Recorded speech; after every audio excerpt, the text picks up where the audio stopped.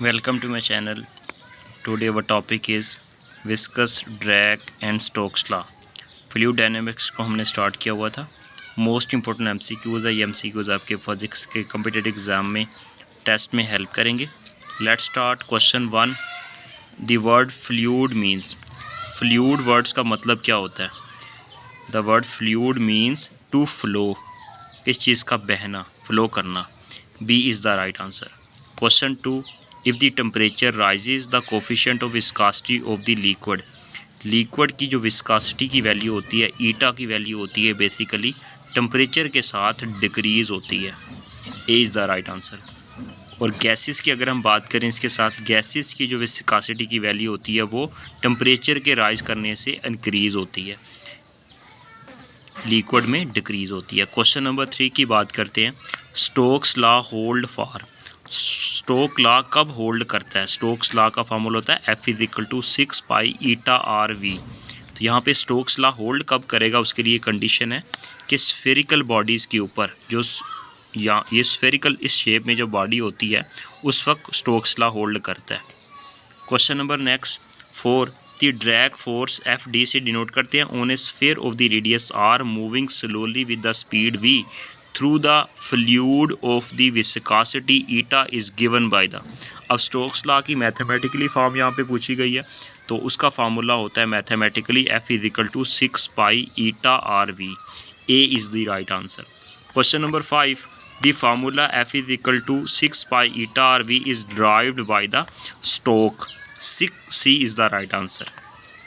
Stokes law famous. Question number 6 की बात करते हैं। Which of the following is not most viscous. Not most मतलब वो ज़्यादा विस्कस होती है, जिसका ईटा की वैल्यू ज़्यादा होती है, विस्कोसिटी की वैल्यू ज़्यादा होती है। तो मोस्ट विस्कस गिवन ऑप्शन में जो राइट आंसर है वह ग्लिसरीन की मोस्ट विस्कस होता है। जो इजीली फ्लो नहीं कर सकती जो भी लिक्विड, उसको हम नाम देते हैं मोस्ट विस्कस।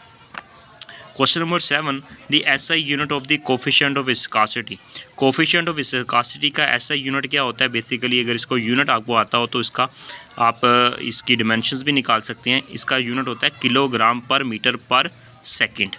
ठीक है, A is the right answer. तो इसकी डिमेंशंस क्या होगी? नेक्स्ट MCQs डिमेंशन से रिलेटेड है। The dimensional formula of coefficient of viscosity.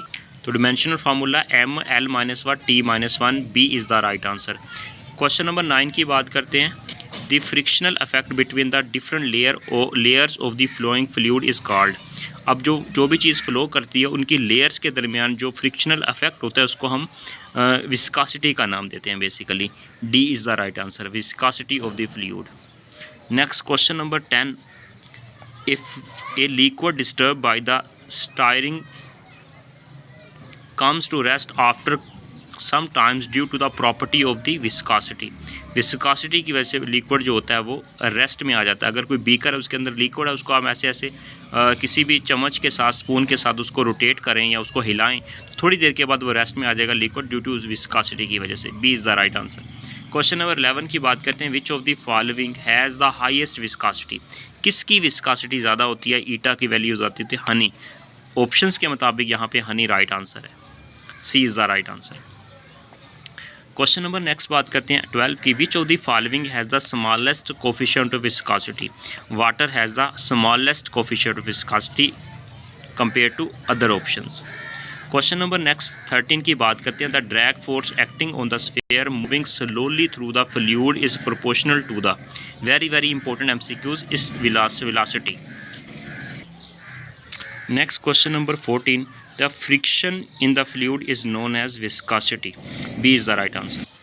Next question number 15. At high speed drag force. High speed के ऊपर drag force जो होती है वो basically वहाँ पे right answer है not proportional to the speed। ठीक है, तो अप्लाई करते हैं बेसिकली लो स्पीड के ऊपर हम अप्लाई कर सकते हैं इसको। तो हाई स्पीड के ऊपर अप्लाई नहीं होता, प्रोपोर्शनल नहीं रहता।